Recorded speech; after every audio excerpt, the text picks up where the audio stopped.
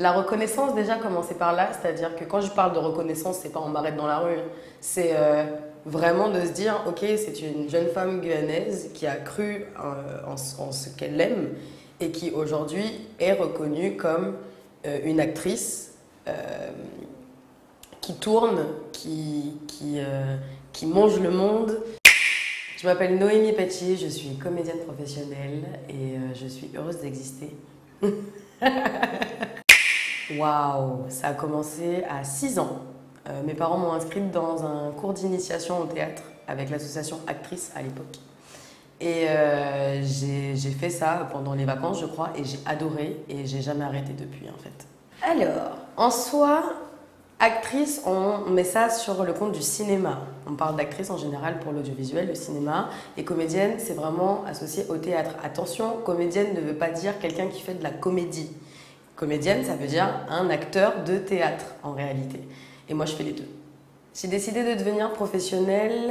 Alors, disons que le choix du théâtre, ça a toujours été une décision, un parcours de carrière que je voulais faire. Mais il y a eu beaucoup de doutes parce que je me rappelle, petite anecdote, je devais avoir 10 ans et j'habitais à la cité Manguier et il y a une dame, une voisine un peu âgée, qui me dit « Qu'est-ce que tu veux faire plus tard ?» Et je lui dis « Ben moi je veux devenir comédienne. » Elle me regarde un peu inquiète, elle me dit « T'es sûre que tu veux pas changer ?» Et non, j'ai pas changé et de fil en aiguille, je suis d'abord partie...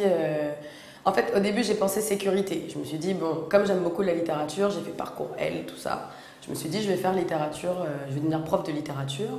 C'est quand même safe comme emploi, c'est ce que j'aime, donc ça va passer. Et je suis partie à Montréal faire des études en littérature anglaise et française. Et dans le parcours, dans la formation, il y avait un cours Theatre in Montreal. Et en fait, c'était que des pièces de théâtre en anglais. Et en fait, je me suis rendu compte que en fait, c'était une mauvaise idée d'avoir choisi de laisser la scène parce que en voyant les pièces, je me suis dit mais en fait ma place elle est sur le plateau. Et je suis partie à Lyon. J'ai fait une licence d'art du spectacle où il n'y avait pas beaucoup de pratique. Donc du coup après j'ai fait une école et à partir de là j'ai été complètement persuadée qu'il fallait que je devienne comédienne professionnelle. Ça n'a pas été évident, hein. Ça n'a pas été évident parce que quand j'ai quitté Lyon, je suis rentrée en Guyane. J'avais peur en fait, j'avais peur que ça produise pas assez, d'ailleurs c'est ce qu'on m'a dit, on m'a dit t'es sûr que tu veux rentrer en Guyane, il n'y a pas beaucoup de production là-bas, c'est pas Paris, c'est pas Lyon, comment tu vas faire et tout, tu pourras pas en vivre, etc. Et effectivement au départ c'était pas simple parce que j'étais pas identifiée sur le réseau du spectacle vivant en Guyane. Et au début, j'ai fait un travail comme les autres. J'étais d'ailleurs dans un poste assez sécuritaire, assistante de direction, tout allait très bien. Mais je m'ennuyais en fait, je m'ennuyais énormément. Et il y a eu le Covid. Et en fait, pour moi, ça a été une bénédiction, hein. Ça a été une tragédie dans la vie de beaucoup de personnes. Mais personnellement, du fait d'avoir été en chômage partiel dans cet emploi sécuritaire, en fait, j'ai pu quand même répéter en fait, en théâtre. Et les répétitions de fil en aiguille ont permis de créer un spectacle qui aujourd'hui me permet de tourner dans le monde entier. Donc à ce moment-là, j'ai vraiment décidé, parce que de toutes les manières ça ne pouvait plus coïncider avec l'emploi du temps d'un poste normal, j'ai décidé d'être entièrement dédiée au théâtre et depuis, je n'ai jamais regretté. Franchement, le meilleur moment, il vient de passer là. C'était la Côte d'Ivoire, c'était Abidjan, franchement une ville extraordinaire, big city noire.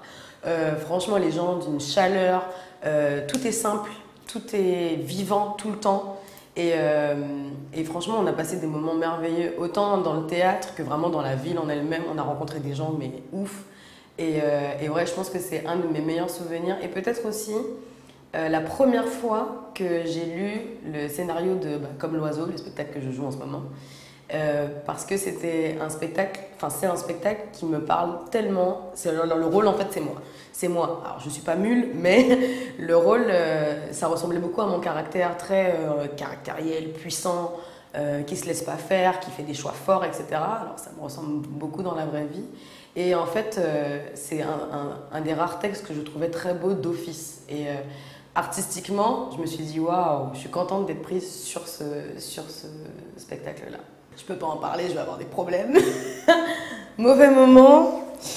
Disons que J'ai travaillé avec plusieurs personnes, hein. On parle beaucoup de Comme l'oiseau, mais j'ai travaillé avec d'autres metteurs en scène. Disons que c'est pas toujours une expérience facile et que si on n'est pas sûr du parcours qu'on veut faire, ça peut dérouter un peu. Et j'avoue que j'ai essuyé des moments où on va pas parler de traumatisme, mais vraiment on se remet en question en tant que personne, pas en tant que comédien, en tant que personne, on se dit wow, est-ce que c'est vraiment ce dans quoi je veux m'engager? Est-ce que je veux subir ça toute ma vie?